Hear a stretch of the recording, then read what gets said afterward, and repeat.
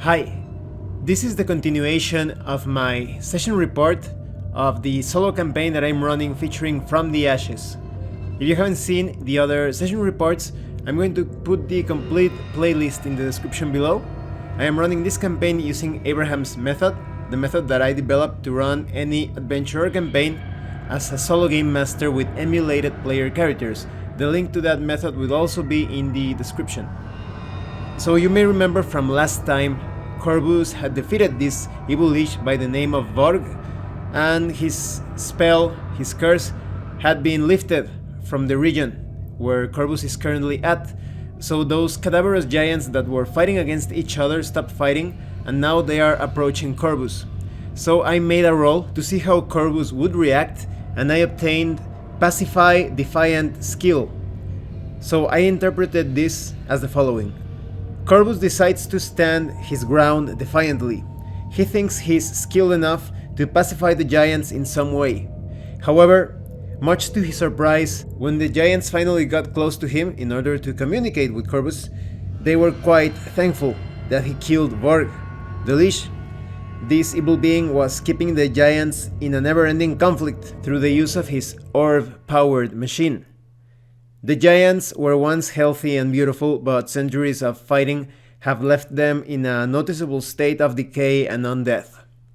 As thanks, they offer to take Corvus to a nearby portal that will teleport him to the other side of the gate to face its guardian.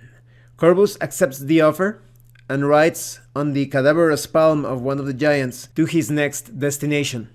When Corvus is placed next to the portal, the giants bid him farewell through shriveled lips as they part and fall to pieces, because centuries of struggle are finally catching up to them in a matter of seconds. I made a roll to see how Corvus would step through the portal, and I obtained Distract Prodigious Game. With sword in his right hand and a flask of oil in his left hand, he plans to toss the oil with prodigious aim as a distraction to foil any enemy that he encounters, to foil the enemy's plan. The moment Corvus crosses through the portal, a skittering noise comes from a nearby wall. The wall is covered in webbing and cocooned corpses. This wall is part of the mountain's surface and serves as a huge frame for the next gate to be opened. The morning sun shines upon the wall's surface, revealing a half-human, half-spider demon, moving on 6 legs and 2 grotesque arms, up and down the wall. It is quite disgusting, with a large hairy thorax, with muscled and calloused arms, and hands gnarled and blackened, with razor-sharp claws.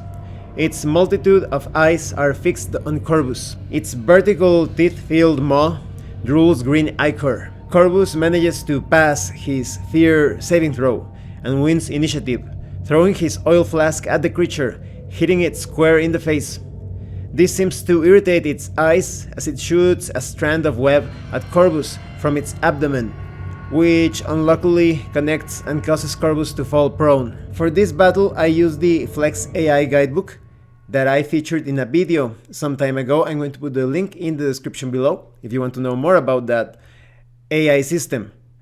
I used the Leader Solo Relentless template for the table, and I obtained the attack main result. Corvus gets up and approaches the arachnoid as fast as possible. The demon manages to cut Corvus on the shoulder with one of its claws, but also Corvus breaks free from the webbing through sheer strength. Corvus counters and misses, and this time one of Corvus's thighs is scraped by one of the creature's spider-like legs. Then I used Corvus's main attack based on the result of the table, so the monster did not pull back its leg in time, and Corvus manages to cut deep into it with his blade. However, the creature retaliates, hitting Corvus on the chest with one of its claws. Corvus keeps using his main attack, trying to counter with his sword, but his sword is sent flying back as the arachnoid swipes forward, hurting Corvus's forearm in the process. Then I made another roll, and I obtained the ability result. Corvus tries to shoulder tackle the arachnoid, but he lacked momentum. The demon didn't score a hit this time, however. Then I made another roll to see what Corvus would do, and I obtained Attack Minor Search. Corvus pulls out his club, but he is unable to attack fast enough as he does it. However, he manages to block two of the Spideroid's vicious attacks with his shield. Corvus attacks with his club, but the Arachnoid breaks the club to pieces with a backswipe. Despite that, Corvus avoids both of the demon's continuous attacks. Then I made another roll, modifying the template based on Corvus's current situation. I used the leader solo cornered template, and I obtained the attack main major search. That is, using a main attack with the major search. Corvus forgoes the protection of his shield and starts slamming his shield against the Arachnoid's abdomen. It inflicts terrible wounds. The spider demon tries to counter as it bleeds from its abdomen, but it is overwhelmed by Corvus's ferocity. Corvus continues his assault, but the enemy dodges to the side, clawing one of Corvus's legs. Corvus immediately counters, hitting the fiend square in the jaw with his shield, stunning it long enough to reposition himself.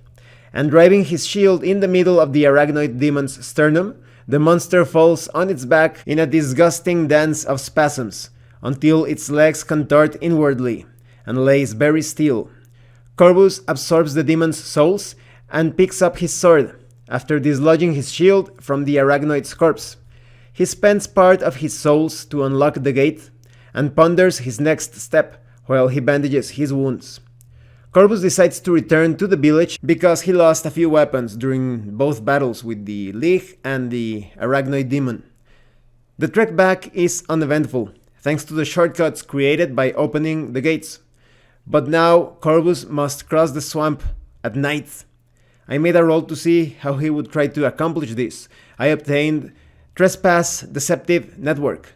My interpretation is this: Corvus decides to trespass into the swamp through deceptive means, navigating the more narrow network of dead trees, bushes, and reeds. At first, he heard some noises nearby, so he decided to lay low behind some huge dead tree roots, and he was successful in his survival roll.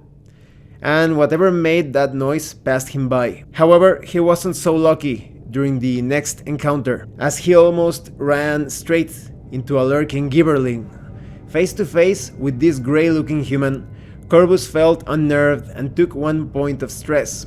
His involuntary shaking will surely hinder future skill checks. The clawed fiend launches its parasite-driven head at Corvus, but it slams itself against his shield. I made a roll to see how Corvus would react to this, using the leader solo unprepared template.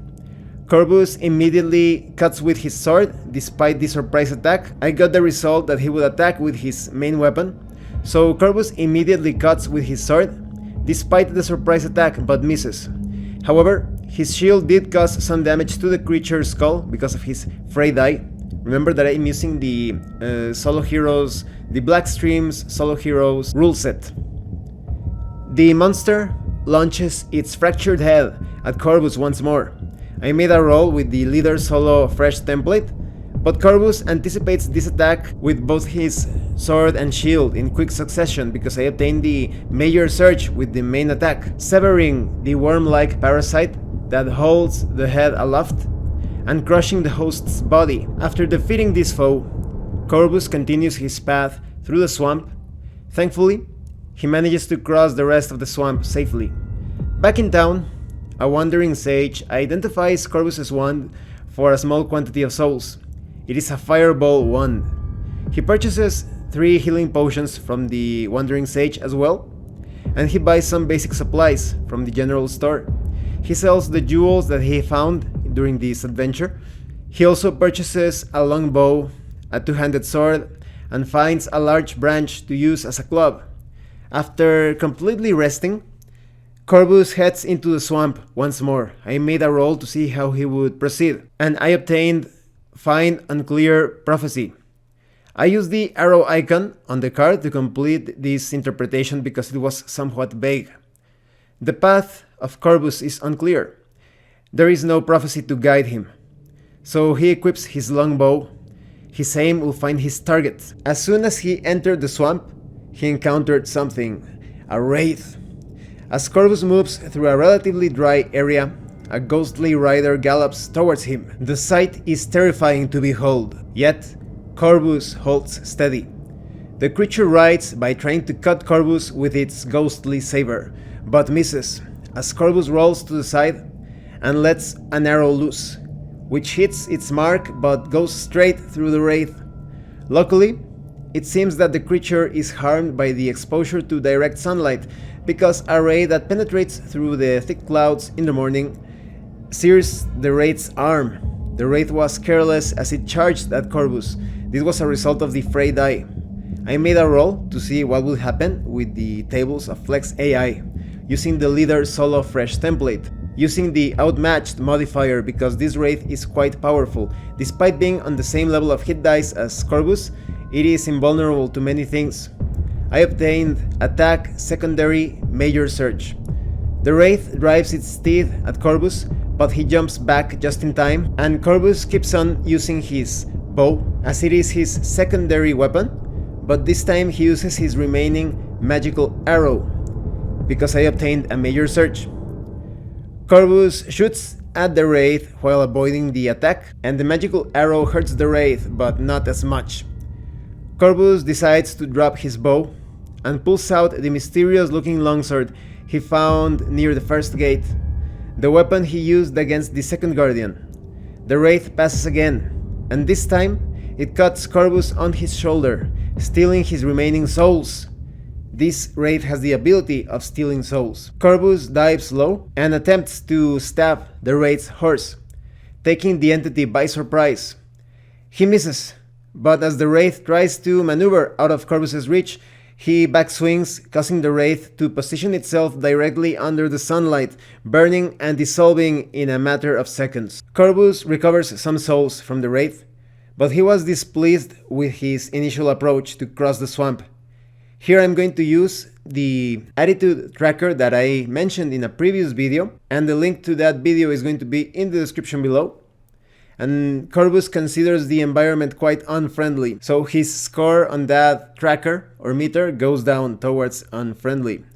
He suffers no further encounters in the swamp, and after a few hours of uneventful trekking, he crosses the second gate once more. And that concludes Corvus's adventures for today. I'm very excited for the next session report, because there's going to be a site where there will be many opportunities for Corvus to interact with some non-player characters, and I'm going to be using the Flex AI Guidebook in social interactions. I have used it when I play a solo role-playing game, but as a player character rather than a solo game master. I've never used it with an emulated player character, such as this case. So I'm really excited and looking forward to see how Corvus will react to the inhabitants of that particular site. Well, thank you so much for watching this session report.